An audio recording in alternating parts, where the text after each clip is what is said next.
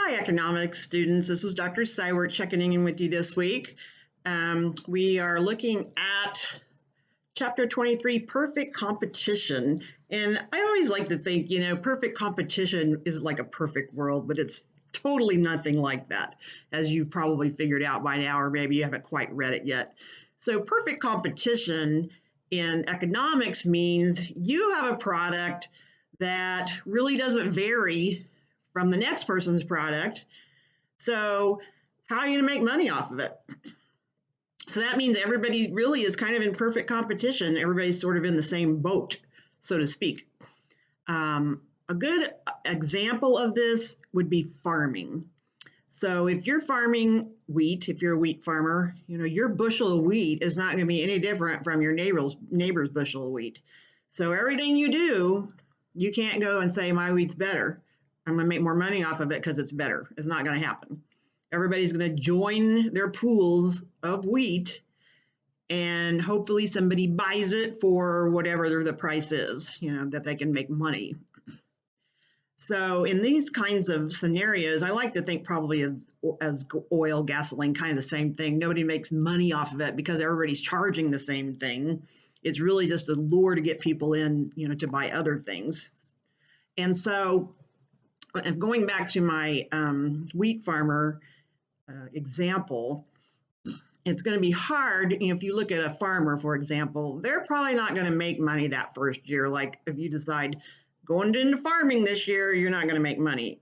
If you look at the graphs into the book, it's very hard to make money in the short term.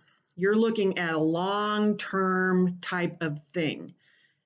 Like, for example, in farming, if you're selling your wheat in perfect competition, you're hoping that as you all band together, that the government can sell your wheat in combination for a good price. So you just can't go sell your own and be like, hey, I can cut you a deal. That's not going to happen.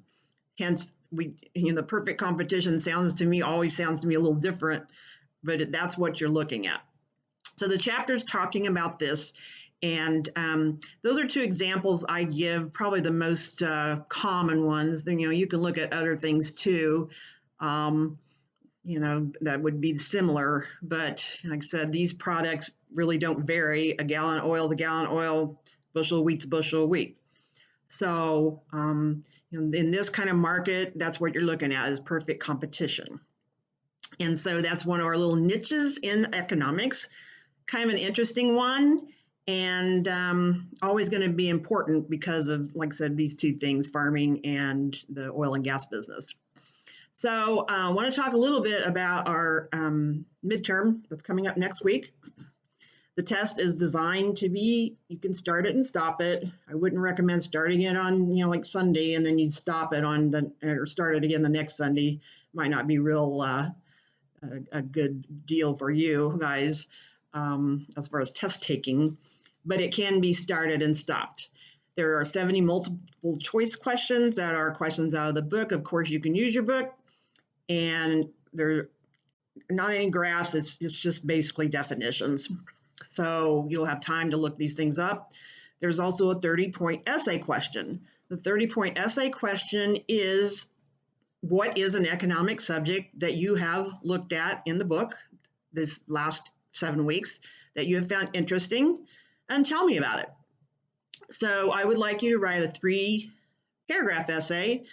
Tell me what in the first paragraph what you're talking about, then explain some, what it is, and then finish up with some kind of a conclusion.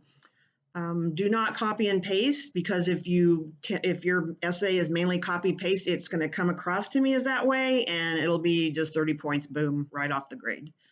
My program will let me know that, and just write in your own words. If you think this perfect competition is kind of interesting, you didn't really think about agriculture before. Okay, we've had a lot of interesting subjects, and you can probably compare them to what's going on now, or maybe before pandemic.